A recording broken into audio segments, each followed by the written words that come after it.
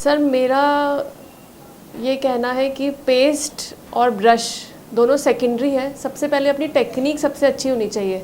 हम पेस्ट भी बहुत अच्छा लिया है, हमने ब्रश भी बहुत अच्छा कर लिया, बट हम अगर प्रॉपर टेक्निक में ही नहीं कर रहे, टूथ का पूरा सरफेस नहीं टच हो रहा, आगे पीछे साइड से टच ही नहीं हो रहा, तो ब्रश और पेस्ट कुछ नहीं करेगा। तो first important is your technique. तो हमेशा सर्कुलर मूवमेंट्स, एंगल हमारा 45 डिग्री होना चाहिए। उसके बाद में हम सेकंड पॉइंट पे आते हैं कि हमारा पेस्ट कैसा हो, ब्रश कैसा हो। पेस्ट डिपेंडिंग ऑन सेंसिटिविटी है या हमारे फ्लोराइड बेल्ट में है या हमारे दांतों में कीड़े लगे हुए हैं, उस पर वेरी करता है। तो वो पर्सन टू पर्सन पेशेंट पे हम उसके अकॉर्डिंग देते हैं।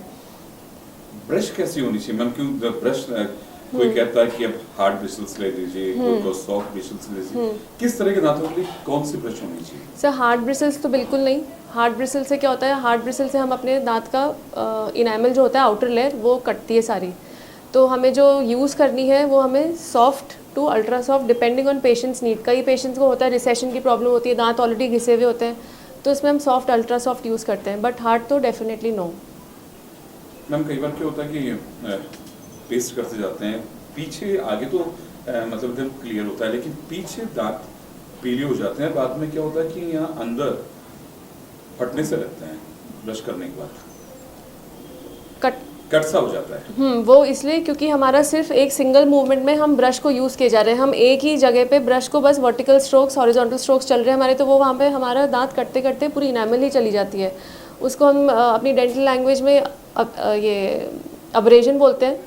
तो वो अब्रेजन, अट्रेजन, ये टूथ इफेक्ट्स होते हैं, फेसिट्स बन जाते हैं, वेयर एंड टेयर होता है टूथ का। तो वो जो सिंगल मूवमेंट पे चल रहा है उसको हम अब्रेजन कहते हैं।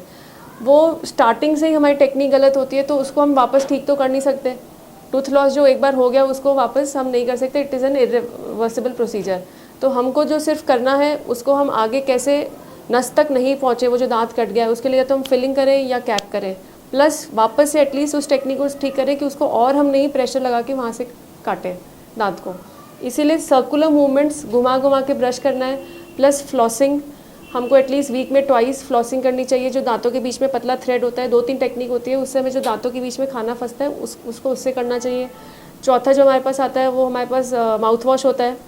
मॉर्निंग और नाइट को वंस बिफोर स्लीपिंग हमको माउथ वॉश करना चाहिए। तो ये जो 4 चीज़ें हैं, brush, toothpaste, flossing and fourth is mouth wash, ये हम रूटीन में चारों चीज़ें यूज़ करें तो नहीं आएगा। प्लस मेंटेन करके रखें अपने, तो जो टूथ लॉस एक बार हो गया वो तो ठीक है, बट आगे के लिए हम इससे मेंटेन करके रख सकते हैं अपने दांतों को।